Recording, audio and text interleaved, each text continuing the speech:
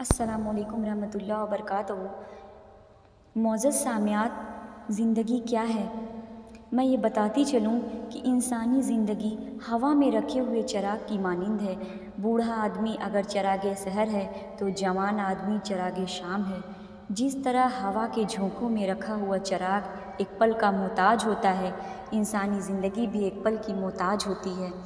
معزز سامعات، جس طرح رونے والے انسان کی پلکوں پر آنسو ہوتا ہے، پلک جھپکنے کا محتاج، پلک جھپکی اور وہ آنسو مٹی میں جا ملا، یہی انسان کی زندگی کا معاملہ ہے۔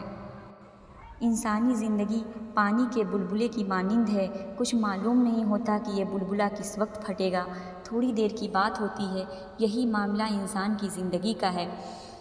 جس طرح پرندہ کسی شاخ پر آ کر بیٹھتا ہے، تھوڑی دیر چہچہاتا ہے، پھر اڑ کر چلا جاتا ہے، ہم بھی اس پرندے کی مانند ہیں۔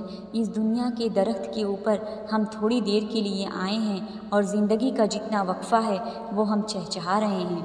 تھوڑی دیر میں اڑ کر اپنے اصلی گھر ہوں گے، اس لیے ہمیں چاہیے کہ ہم دنیا سے دل لگانے کے بجائے آخرت کی طرف دھیان دیں اور اس کی تیاری میں ہم ہر وقت مشغول رہیں۔ ہم اس دنیا کے بازار سے گزر جائیں گے مگر اس کے گراہک نہ بنیں، خریدار نہ بنیں۔